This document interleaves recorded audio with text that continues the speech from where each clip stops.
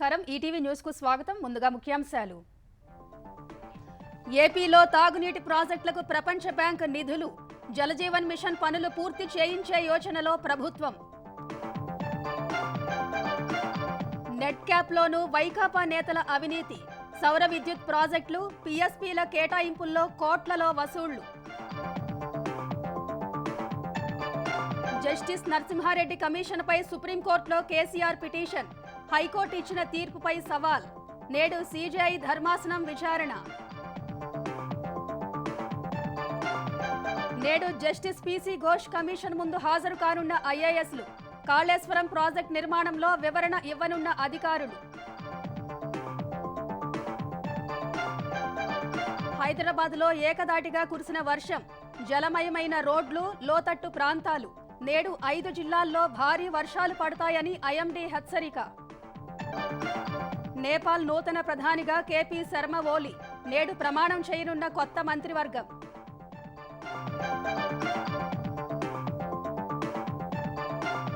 Wimbledon పురుషుల singles విజేతగా Carlos Alcaraz ఏకపక్షంగా సాగిన ఫైనల్లో రెండో సీడ్ జకోవిచ్ పై జయభేరి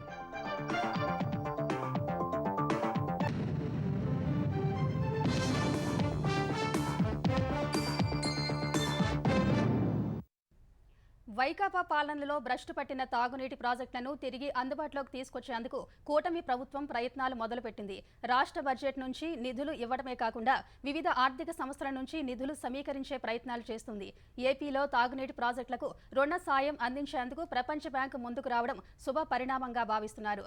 జల్ జీవన్ మిషన్ పనులను ప్రపంచ బ్యాంకు సాయంతో పూర్తి చేసే యోచనలో ప్రభుత్వం ఉన్నట్టు తెలుస్తోంది.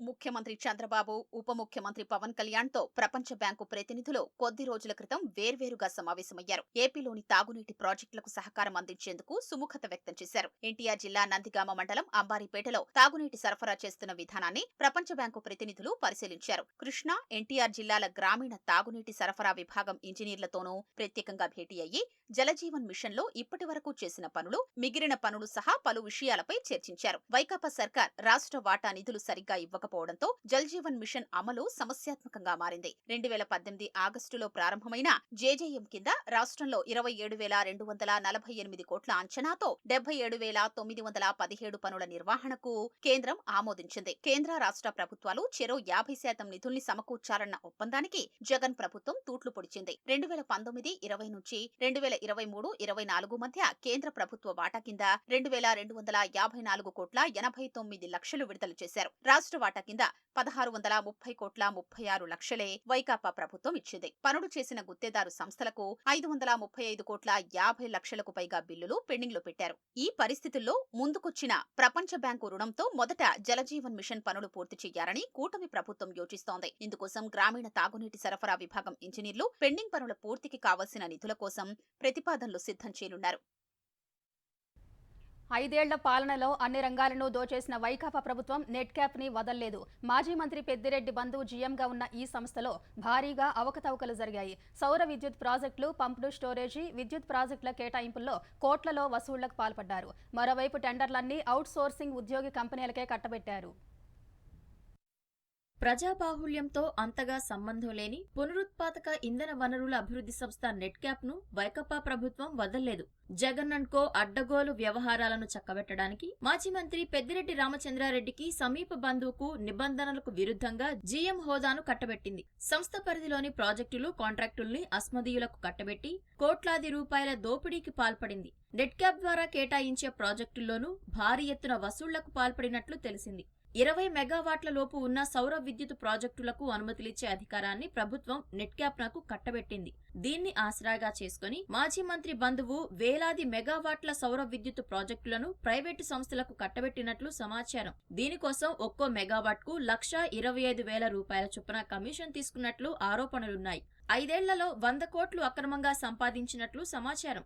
ఏపీలో 33,000 మెగావాట్ల పంప్డ్ స్టోరేజ్ విద్యుత్ ప్రాజెక్టుల ఏర్పాటుకు గత ప్రభుత్వం ప్రతిపాదనలు రూపొందించింది. వీటిలో మెజారిటీ ప్రాజెక్టులను అదానీ, షిరిడి సాయి ఎలక్ట్రికల్స్, గ్రీన్కో సంస్థలకు నామినేషన్ విధానంలో కేటాయించింది. 29 లొకేషన్లను గుర్తించి 16 చోట్ల వివిధ సంస్థలకు కేటాయించిన ప్రాజెక్టులకు సంబంధించిన డిపిఆర్ల తయారీకి నెట్ క్యాప్ టెండర్లు పిలిచింది. ప్రాజెక్టులను దక్కించుకున్న సంస్థల నుంచి డిపిఆర్ల తయారీ కోసం 5 కోట్ల చొప్పున వసూలు చేసింది. ప్రాజెక్టులు దక్కించుకున్న సంస్థలకు భూ కేటాయింపుల వ్యవహారంలో మాజీ మంత్రి సమీప బంధువు భారీ మొత్తంలో వసూళ్లకు పాల్పడినట్లు సమాచారం. పెద్దిరెడ్డి నియోజకవర్గంలోని 1 మెగావాట్ సౌర విద్యుత్ ప్రాజెక్టు వార్షిక నిర్వహణ పనులను అస్మదీయ కంపెనీకి అప్పగించారు.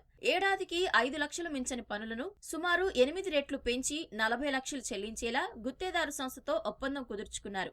ఈ పనుల్ని సంస్థలో పనిచేసే అవుట్సోర్సింగ్ సిబ్బందికి చెందిన కంపెనీకే కట్టబెట్టారు. నెట్ క్యాప్ లో 238 మంది సిబ్బంది పనిచేస్తుండగా వారిలో శాశ్వత ఉద్యోగులు 5గురే. 2024 జూలైలో 3 పదవీ విరమణ చేయనుండగా 2 మిగులుతారు. ప్రస్తుతం సంస్థలో 233 మంది అవుట్సోర్సింగ్ విధానంలో పనిచేస్తున్నారు. సిబ్బంది నియామకంలోనూ అస్మదీయులకే అవకాశం కల్పించి ఒక కోటరీ ఏర్పాటు చేసుకున్నారు. సుమారు 153 మంది సిబ్బంది పదవీ విరమణ తర్వాత ప్రభుత్వం జీఎంగా కొనసాగిస్తున్న వ్యక్తికి సంబంధించిన బంధువులు ఆయన దగ్గర గతంలో పనిచేసిన వారే ఉన్నట్లు సమాచారం. అవుట్సోర్సింగ్ సిబ్బందిని అందించే అల్ఫా వోక్స్ ను నిర్వహించే వ్యక్తి నెట్ క్యాప్ లో డెవలప్మెంట్ అధికారిగా గుంటూరులో పనిచేస్తున్న ఉద్యోగే. ఈయన మంత్రి బంధువుకు సన్నిహితంగా ఉండే వ్యక్తేనని సమాచారం. వైకాపా హయాంలో వివిధ సంస్థల్లో నియమించిన రిటైర్డ్ సిబ్బందిని విధుల నుంచి తప్పించాలని కూటమి ప్రభుత్వం ఉత్తర్వులు ఇచ్చినప్పటికీ ఈ సంస్థలో అవి అమలు కాలేదు. మాజీ సీఎం జగన్ కార్యదర్శిగా వ్యవహరించిన ధనుంజయ రెడ్డి దగ్గరి బంధువు మురళీకృష్ణారెడ్డిని ఏపీ సోలార్ కార్పొరేషన్ లో చీఫ్ ఆపరేటింగ్ ఆఫీసర్ గా గత ప్రభుత్వం నియమించింది. సోలార్ కార్పొరేషన్ వ్యవహారాల్ని ఆయనే శాసించారు. ఉమ్మడి రాష్ట్రంలో నెట్ క్యాప్ ఎండీగా సబ్సిడీ దుర్వినియోగానికి పాల్పడిన కేసులో సంస్థ ప్రస్తుత ఎండీ కమలాకర్ బాబుపై ఆరోపణలున్నాయి. ఆ కేసులను బూచీగా చూపుతూ ప్రభుత్వం నుంచి ఎలాంటి ఇబ్బంది రాకుండా చూస్తానంటూ ఆయనను మభ్యపెడుతున్నట్లు సమాచారం. దీంతో మురళీకృష్ణారెడ్డి అక్రమాలు బయటకు రాకుండా ఎండీ వ్యవహరిస్తున్నారన్న ఆరోపణలున్నాయి. మురళీని ఇటీవల ఈ బాధ్యతల నుంచి రిలీవ్ చేశారు. నెట్ క్యాప్ లో జరిగే అభివృద్ధి పనుల టెండర్లలో మెజారిటీ వాటాను కొన్ని కంపెనీలే దక్కించుకున్నాయి. వాటిలో అల్ఫావోక్స్, కియాన్ ఇన్ఫ్రా, గ్రీన్ ట్రావెల్స్ వంటివి అంతర్జాతీయ స్థాయి సంస్థలను తలపించేలా ఉంటాయి. వీటితో పాటు అమరావతి ఇన్ఫ్రా, ఏఆర్ కన్స్ట్రక్షన్స్ ఉన్నాయి. ఎల్ఈడీ లైట్లు ఏర్పాటు, అవుట్సోర్సింగ్ సిబ్బంది కాంట్రాక్ట్, సౌర విద్యుత్ ప్రాజెక్టులు ఇలా గత 5 ఏళ్లలో సంస్థలో జరిగిన అభివృద్ధి పనులకు సంబంధించి కోట్లాది రూపాయల టెండర్లను ఈ సంస్థలే దక్కించుకున్నాయి. అవన్నీ అవుట్సోర్సింగ్ ఉద్యోగికి సంబంధించినవే. నెట్ క్యాప్ లో జరిగే ఒక్కో పనిని ఒక్కో కంపెనీ టెండర్ల ద్వారా దక్కించుకున్నాయి. ఈ వ్యవహారం వెనుక మాజీ మంత్రి బంధువు ప్రమేయం ఉంది. ఈ అక్రమాలు బహిర్గతమైతే ప్రభుత్వం నుంచి ఇబ్బందులొస్తాయన్న ఆలోచనతో కొద్ది రోజుల కిందట జీఎం పోస్టుకు ఆయన రాజీనామా చేశారు. ముఖ్యమంత్రి చంద్రబాబు మహారాష్ట్ర సీఎం ఏక్నాథ్ సింధేతో ముంబైలో భేటీ అయ్యారు. తన అధికారిక నివాసమైన వర్షకు విచ్చేసిన చంద్రబాబుకు సింధే సాదర స్వాగతం పలికారు. పుష్పగుచ్చం అందజేసి శాల్వాతో సన్మానించారు.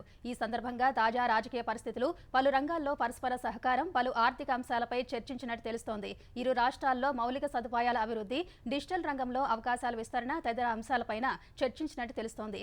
ఇద్దరు సీఎంల మధ్య దాదాపు అరగంట పాటు చర్చలు కొనసాగాయి. చంద్రబాబుతో భేటీకి సంబంధించిన ఫోటోలను మహారాష్ట్ర సీఎం ఏక్నాథ్ సింధే తన ఎక్స్ ఖాతాలో షేర్ చేశారు. ఇరు రాష్ట్రాలు పరస్పర సహకారం ద్వారా అభివృద్ధిని ఎలా సాధించవచ్చనే అంశాలపై ప్రధానంగా చర్చించినట్టు సింధే పేర్కొన్నారు. ప్రభుత్వానికి సమాంతరంగా రూరల్ డెవలప్మెంట్ ట్రస్ట్ ఆర్టీటీ అందిస్తున్న సేవలు స్ఫూర్తిదాయకమని ఏపీ విద్యాశాఖ మంత్రి లోకేష్ అన్నారు. 1969లో విన్సెంట్ ఫెర్రర్ ప్రారంభించిన ఆర్టీటీ వల్ల తెలుగు రాష్ట్రాల్లో 3000 గ్రామాల ప్రజలు లబ్ధి పొందుతున్నారని చెప్పారు. ఆర్టీటీ నిర్వాహకులు మాన్షో ఫెర్రర్ లోకేష్తో భేటీ అయ్యారు. ప్రభుత్వం చేపట్టే కార్యక్రమాలకు తమ వంతు సహకారం పూర్తిగా అందిస్తామని మాన్షో ఫెర్రర్ తెలిపారు.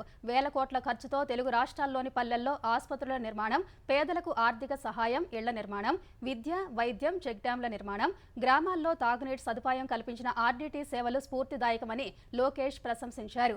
ఏపీలో ప్రభుత్వం చేపట్టే కార్యక్రమాలకు ఆర్డీటీ సహకారం అందించాలని కోరారు. ఈ ప్రతిపాదనపై సానుకూలంగా స్పందించిన నిర్వాహకులు ఉమ్మడి ప్రణాళిక సిద్ధం చేసుకుని ప్రభుత్వంతో కలిసి గ్రామీణ ప్రాంతాల్లో ఉపాధి, సేవ, మౌలిక సదుపాయాల కల్పన కోసం పనిచేస్తామన్నారు. తెలంగాణలో గత భారాస ప్రభుత్వ హయాంలో ఛత్తీస్గఢ్ నుంచి జరిగిన విద్యుత్ కొనుగోళ్లు, భద్రాద్రి, యాదాద్రి థర్మల్ విద్యుత్ కేంద్రాల నిర్మాణంపై విచారణ జరపడానికి జస్టిస్ ఎల్ నరసింహారెడ్డి ఆధ్వర్యంలో రాష్ట్ర ప్రభుత్వం కమిషన్ ఏర్పాటు చేయడాన్ని సవాల్ చేస్తూ మాజీ ముఖ్యమంత్రి కేసీఆర్ సుప్రీంకోర్టును ఆశ్రయించారు.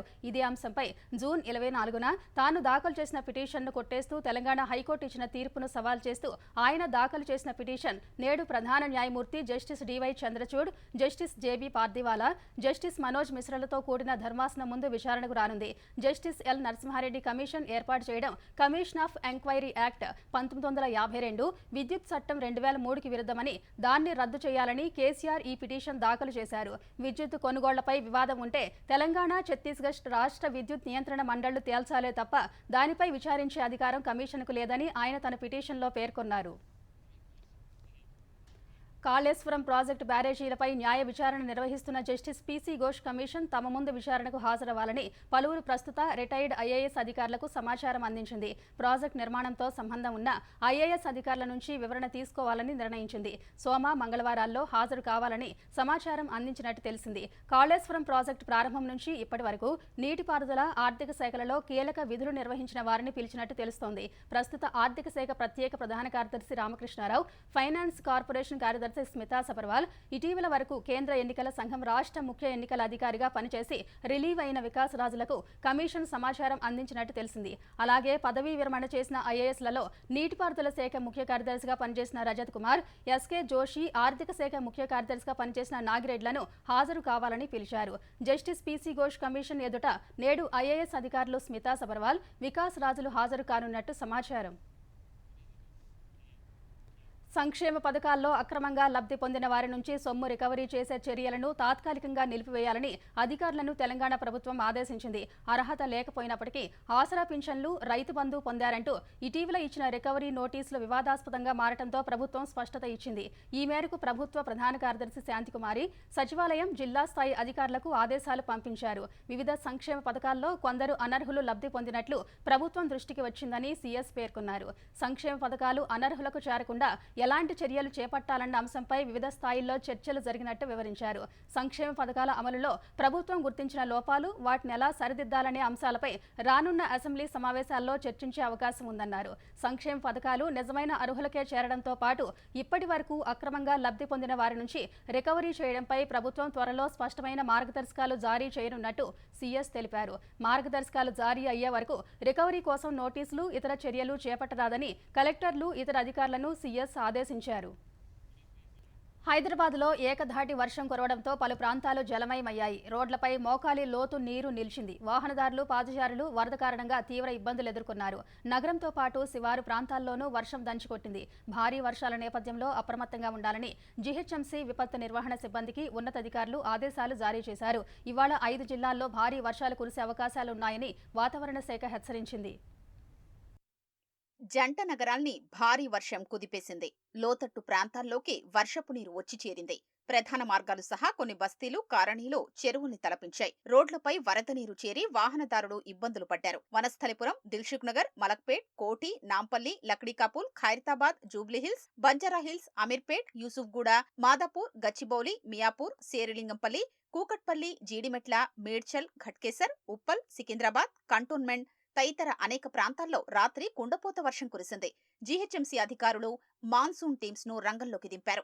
రామ్నగర్ ప్రాంతంలో వర్షపు నీరు ఉధృతంగా ప్రవహించడంతో ఓ కారు పూర్తిగా నీటిలో మునిగిపోయింది. కారులో 4 ఉండడం గమనించిన స్థానికులు వారిని బయటకు తీసి కాపాడారు. యూసుఫ్గూడ, కృష్ణానగర్ ప్రాంతాల్లోనూ వరద నీటి ప్రవాహానికి వాహనాలు నీటిలో కొట్టుకుపోయాయి. నాచారంలో కురుస్తున్న కుండపోత వర్షానికి పోలీస్ స్టేషన్ వెనుక వైపు ఉన్న ప్రహరీ కూడా కూలిపోయింది. ఆ సమయంలో రోడ్డుపై ఎవరూ ప్రయాణించకపోవడంతో పెను ప్రమాదం తప్పింది. పంజాగుట్టలో కురిసిన భారీ వర్షానికి ఓ సినిమా థియేటర్లో వాననీరు కురుస్తున్నా యాజమాన్యం సినిమాను నిలిపేయలేదు. షార్ట్ సర్క్యూట్ జరుగుతుందని సినిమా చూడ్డానికొచ్చిన ప్రేక్షకులు థియేటర్ యాజమాన్యంతో గొడవకు దిగారు. యాజమాన్యం దురుసుగా సమాధానమివ్వడంతో ప్రేక్షకులు పోలీసులకు సమాచారం అందించారు. మియాపూర్, చందానగర్, లింగంపల్లి, మాదాపూర్, గచ్చిబౌలిలోని ప్రధాన రహదారులు జలమయమయ్యాయి. వరద నీరు రోడ్లపై చేరడంతో వాహనదారులు తీవ్ర ఇబ్బందులు ఎదుర్కొన్నారు. ట్రాఫిక్ పోలీసులు వాహనాల్ని ప్రత్యామ్నాయ మార్గాల్లో పంపించారు. నగరంలో అత్యధికంగా మారేడుపల్లిలో 7.5, ఖైరతాబాద్లో 6.5, ముషీరాబాద్లో 7.3, షేక్పేట్లో 7.2, శేరిలింగంపల్లిలో 6.9, ఉప్పల్లో 6.8, కూకట్పల్లిలో 5.9 సెంటీమీటర్ల చొప్పున వర్షం కురిసింది. ఉపరితల ఆవర్తనం కారణంగా వర్షాలు కురుస్తున్నట్లు వాతావరణ శాఖ అధికారులు తెలిపారు. తెలంగాణలో డిఎస్సి పరీక్షలు వాయిదా వేయాలని అభ్యర్థులు అర్ధరాత్రి ఆందోళనకు దిగారు. వర్షంలోనే నిరసన చేపట్టారు. దిల్సుఖ్ నగర్ మెట్రో స్టేషన్ వద్దకు చేరుకున్న అభ్యర్థులు పెద్ద ఎత్తున నినాదాలు చేస్తూ పాటలు పాడుతూ నిరసన తెలిపారు. గత నెల రోజులుగా డిఎస్సి వాయిదా వేయాలని కోరుతుంటే ప్రభుత్వం స్పందించడం లేదని మండిపడ్డారు. టెట్కు డిఎస్సికి ఏమాత్రం సమయం లేకుండా పరీక్షలు నిర్వహిస్తే ఏ విధంగా సన్నద్ధం కావాలని ప్రశ్నించారు. ప్రభుత్వం స్పందించి డిఎస్సిని 3 నెలల పాటు వాయిదా వేయాలని డిమాండ్ చేశారు. మెరుగైన జీవనోపాధి కోసం మనిషి ఎప్పటికప్పుడు వలసల రూపంలో ప్రయాణిస్తూనే ఉంటాడని భారాస కార్యనిర్వాహక అధ్యక్షుడు కేటీఆర్ అన్నారు. అమెరికా, ఆస్ట్రేలియా లాంటి దేశాలకు దినాభివృద్ధి చెందేందుకు వెళ్లే వారికి వలసలు ఆశల తోరణమని వర్ణించారు. అదే దుబాయ్ లాంటి గల్ఫ్ దేశాలకు వెళ్లే వారికి వలసలు ఆశలతో రణం అని ఆలోచింపజేసేలా వ్యాఖ్యానించారు. హైదరాబాద్ ప్రసాద్ ల్యాబ్స్ లో మేక బతుకు అనే పుస్తకాన్ని కేటీఆర్ ఆవిష్కరించారు. మలయాళంలోని ఆడు జీవితం అనే ఈ పుస్తకం తొలుత ఆంగ్లంలోకి అనువాదమైంది. వలసల్లో ఉండే చీకటి కోణాన్ని, వ్యధను స్వర్ణ కిలారి అనే రచయిత్రి తెలుగులోకి చక్కగా అనువదించారని కేటీఆర్ అభినందించారు. గల్ఫ్ లో వెతలు, యథార్థమైన సంఘటనలు ఒక్కొక్కటి చదివినా విన్నా మనిషి అనేవాడు ఎవరికైనా కూడా గుండె తరుక్కుపోక తప్పని పరిస్థితి. వలస ఎంత వాస్తవమో వలసలో ఎక్స్ప్లాయిటేషన్ కూడా అంతే వాస్తవం. అది భారతదేశం కావచ్చు, గల్ఫ్ దేశాలు కావచ్చు, ఇంకొకటి కావచ్చు. నేను రామోజీరావు గారిని ఒకసారి సంవత్సరంన్నర కిందో కలిసినప్పుడు ఆయన ఒక మాట అన్నారు. రాను రాను ప్రింట్ పోతుందండి, రాబోయే యుగం అంతా కూడా డిజిటలే ఉంటుంది. ఆయన ఉద్దేశం ఏమంటే చదువుడు అనేది తగ్గిపోయింది. అలాంటి ఈ రోజుల్లో మరి దాదాపు 150వ పుస్తకం అన్నారు. సో ఆ ప్రచురణకర్తలు, అన్వీక్షికి, పబ్లిషర్స్ కూడా హృదయపూర్వకంగా అభినందనలు. ఆంధ్రప్రదేశ్లో పర్యాటక రంగ అభివృద్ధికి కేంద్ర ప్రభుత్వ సహకారాన్ని తీసుకుంటామని పర్యాటక శాఖ మంత్రి కందుల దుర్గేష్ తెలిపారు. కేంద్ర ప్రభుత్వ పథకాలైన ప్రసాద్ దర్శన్లను రాష్ట్రంలో అమలు చేయడానికి ఈ నెల 21న కేంద్ర పర్యాటక శాఖ మంత్రి గజేందర్ సింగ్ షెకావత్తో చర్చించనున్నట్టు చెప్పారు. నంద్యాలలో మైనార్టీ సంక్షేమ శాఖ మంత్రి ఎన్ఎండి ఫరూక్, కలెక్టర్ రాజ్కుమార్తో కలిసి కందుల దుర్గేష్ చిన్న చెరువు పార్కును పరిశీలించారు. 100 రోజులు 100 పనులు కార్యక్రమం పేరుతో పర్యాటకాన్ని మరింత అభివృద్ధి చేస్తామని కందుల దుర్గేష్ తెలిపారు. నిధుల కొరత ఉన్నా ప్రభుత్వ, ప్రైవేట్ భాగస్వామ్యంతో అభివృద్ధికి ప్రణాళిక రూపొందిస్తామన్నారు. ఇవాళ మేము టూరిజం డిపార్ట్మెంట్ ద్వారా 100 రోజులు 100 కార్యక్రమాలు అనేటువంటిది ఒక ప్రణాళికను పెట్టుకున్నాం.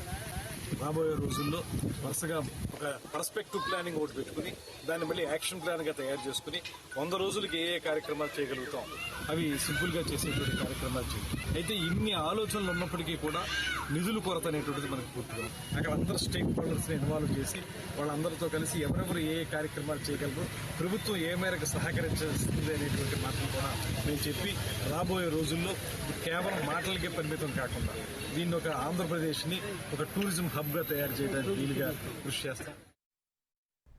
ఏ ఆశతో ఉద్యోగులు కూటమికి ఓటు వేశారో ఆ నమ్మకాన్ని ఈ ప్రభుత్వం వమ్ము చేయబోదని తెలుగుదేశం ఎమ్మెల్సీ అశోక్ బాబు భరోసా ఇచ్చారు. బాత్రూములు, మద్యం షాపుల వద్ద కాపలా ఉంచిన గత ప్రభుత్వానికి ఉద్యోగులు బుద్ధి చెప్పారన్నారు. విజయవాడలో ఏపీ ఎన్జీఓ నేత మహమ్మద్ ఇక్బాల్ పదవీ విరమణ సభలో ఎమ్మెల్సీ అశోక్ బాబు, MLA Gadde Rammohan, AP NGO అధ్యక్ష కార్యదర్శులు పాల్గొన్నారు. గత వైకాపా ప్రభుత్వ హయాంలో కొన్ని నష్టపోయామని, ఈ ప్రభుత్వంలో వాటిని సాధించుకోవడానికి కృషి చేయాలని ఏపీ ఎన్జీఓ అధ్యక్షుడు శివారెడ్డి పిలుపునిచ్చారు. ప్రభుత్వానికి, ఉద్యోగులకు మధ్య సయోధ్య పెరిగిందని అన్నారు. సిపిఎస్ రద్దుపై ప్రభుత్వం ఆగస్టు, సెప్టెంబర్లోగా ఓ నిర్ణయం తీసుకునే అవకాశం ఉందని అశోక్ బాబు అభిప్రాయపడ్డారు. చాలా మంది మినిస్టర్లకు కానీ, చాలా మంది ఎమ్మెల్యేస్ కానీ ఎంప్లాయీస్ అంటే ఒక రకమైన కోఆర్డినేషన్ పెరిగింది. మొన్న బ్యాలెట్ పేపర్స్ లో మా గిద్దలూరు ఎమ్మెల్యే గారు అయితే కేవలం బ్యాలెట్ పేపర్ మీద గెలిచాడు అశోక్ రెడ్డి. కాబట్టి ఆ ఎంప్లాయీస్, కామన్ ఎంప్లాయీస్ ఎవరైతే ఒక గవర్నమెంట్ మీద ఎవర్షన్కి నిలబడి ఓటేశారో వాళ్ళ ఆశలు అయితే ఈ గవర్నమెంట్ ఒమ్ము చేయదు. That much I'm sure. నువ్వు చెప్తే ఎవడో ఓటేలా, వాడు చెప్తే ఎవడో ఓటేలా. I felt the heat. బాత్రూముల దగ్గర యాపిల్ తీయించడం, బ్రాందీ బాటిల్ దగ్గర టీచర్లు నిలబెట్టడం. కాబట్టి ఆ హీట్ నాలో ఉంది కాబట్టి నేను ఓటేశాను. గుంటూరు జిల్లా తెనాలి మండలం తేలప్రోలులో జనసేన కార్యకర్తపై వైకాపా నాయకులు కత్తితో దాడి చేశారు. దాడిలో గాయపడిన ఫియోజ్ భాషను తెనాలి ప్రభుత్వ వైద్యశాలకు తరలించి చికిత్స అందిస్తున్నారు. ఎన్నికల ముందు ఇరు వర్గాల మధ్య ఘర్షణ జరిగింది. పాత కక్షల నేపథ్యంలో దాడి చేశారని బాధితుడు వాపోయారు.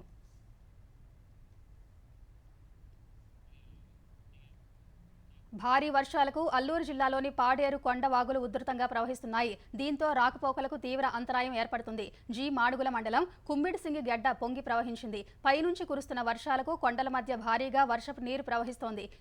చేయి పట్టుకుని ఉధృతమైన నీటి ప్రవాహం మధ్య గిరిజనులు రాకపోకలు సాగిస్తున్నారు. ప్రాణాలు అరచేతిలో పెట్టుకుని ప్రయాణం చేయాల్సి వస్తోందని గిరిజనులు వాపోతున్నారు. నేపాల్ నూతన ప్రధానిగా కేపీ శర్మ ఓలీ ఎంపికయ్యారు. అంతకుముందు ప్రధానిగా ఉన్న పుష్పకమల్ దహల్ అలియాస్ ప్రచండ నేతృత్వంలోని సంకీర్ణ ప్రభుత్వం ఇటీవల అవిశ్వాస తీర్మానంలో ఓడిపోయి కుప్పకూలింది. ఈ క్రమంలోనే కేపీ శర్మ ఓలీ నేతృత్వంలోని సిపిఎన్ యుఎంఎల్ మరో మాజీ ప్రధాని షేర్ బహదూర్ దేవ్బా సారథ్యంలోని నేపాలీ కాంగ్రెస్ ఎన్సీల కూటమి కొత్త ప్రభుత్వాన్ని ఏర్పాటు చేస్తుంది. కొత్త ప్రధానిగా ఓలీని దేశ అధ్యక్షుడు రామ్చంద్ర పౌడెల్ ఎంపిక చేశారు. ఓలీతో పాటు కొత్త మంత్రివర్గం ఇవాళ ప్రమాణం చేయనుంది. ఓలీ ఇదివరకు 3 సార్లు ప్రధానిగా పనిచేశారు. కొన్ని రోజుల క్రితమే ఓలీ దేవ్బాలు మధ్య అధికారాన్ని పంచుకోవడంపై ఒప్పందం కుదిరింది. దీని ప్రకారం తొలి 18 నెలలు ఓలీ ప్రధానిగా ఉంటారు. ఆ తర్వాత పార్లమెంట్ గడువు ముగిసే వరకు దేవ్బా ప్రధానిగా కొనసాగుతారు. దేశంలో 2030 నాటికి భారత రిటైల్ డిజిటల్ చెల్లింపులు ప్రస్తుతం కన్నా రెట్టింపు అవుతాయని హౌ అర్బన్ ఇండియా ఫేస్ నివేదిక వెల్లడించింది. 2030 నాటికి భారత్లో డిజిటల్ చెల్లింపులు 7 లక్షల కోట్ల డాలర్లకు చేరే అవకాశం ఉందని తెలిపింది. తొలుత ఆన్లైన్ కొనుగోళ్లలో డిజిటల్ పేమెంట్స్ ప్రారంభమయ్యాయని, ఈ ధోరణి క్రమంగా మొత్తం చెల్లింపుల వ్యవస్థకు విస్తరించిందని వివరించింది. ఆన్లైన్ కొనుగోళ్లలో భారతీయులు డిజిటల్ చెల్లింపులకే ప్రాధాన్యం ఇస్తూ ఉండడం ఈ శాశ్వత మార్పుకు దారి తీసిందని పేర్కొంది. సర్వేలో పాల్గొన్న వారిలో 90% మంది ఆన్లైన్ కొనుగోళ్లకు డిజిటల్ చెల్లింపులకే ప్రాధాన్యత ఇస్తున్నారు. సంపన్నులు వారి లావాదేవీల్లో 80% డిజిటల్ చెల్లింపులే చేస్తున్నారు. అన్ని రకాల డిజిటల్ చెల్లింపు సాధనాల వినియోగంలో మిలీనియన్స్, జనరేషన్ ఎక్స్లు ముందున్నారు. డిజిటల్ పేమెంట్స్లో లింగ సమానత్వం ఉన్నట్టు సర్వే తెలిపింది. భారత్లో 2022లో $80 బిలియన్ డాలర్లుగా ఉన్న ఈ కామర్స్ మార్కెట్ విలువ 2030 వరకు 21% పెరుగుతుందని అంచనా. 2024 ఆర్థిక సంవత్సరంలో $3.6 ట్రిలియన్ల డాలర్లు ఉన్న డిజిటల్ పేమెంట్స్ విలువ 2030 నాటికి $7 ట్రిలియన్ చేరుతుందని నివేదిక పేర్కొంది. అమెరికా మాజీ అధ్యక్షుడు డొనాల్డ్ ట్రంప్పై కాల్పుల ఘటనపై అధ్యక్షుడు బైడెన్ స్పందించారు. ఈ ఘటనపై FBI దర్యాప్తు కొనసాగుతుందని, అది ఇంకా ప్రారంభ దశలోనే ఉందని పేర్కొన్నారు. కాల్పులకు పాల్పడిన దుండగుడి ఉద్దేశం గురించి ఎటువంటి సమాచారం లేదని స్పష్టం చేశారు. నిందితుడి ఉద్దేశాలపై ఎలాంటి ఊహాగానాలు చేయవద్దని ప్రజలను కోరారు. మాజీ అధ్యక్షుడిగా అధ్యక్ష ఎన్నికల్లో పోటీ పడుతున్న రిపబ్లికన్ నేతగా ట్రంప్నకు ఉన్నత స్థాయి భద్రత ఉందని బైడెన్ తెలిపారు. అయినప్పటికీ ఆయనకు నిరంతరం భద్రత ఉండేలా అన్ని చర్యలు తీసుకోవాలని సీక్రెట్ సర్వీస్ విభాగానికి సూచించానని చెప్పారు. ట్రంప్ ర్యాలీలో ఏం జరిగిందో సరిగ్గా అంచనా వేయడానికి ఈ ఘటనపై స్వతంత్ర దర్యాప్తునకు ఆదేశించానని వెల్లడించారు. వాటి ఫలితాలను అమెరికా ప్రజలతోనూ పంచుకుంటానన్న బైడెన్ అమెరికా ప్రజలంతా ఐక్యంగా ఉండాలని పిలుపునిచ్చారు.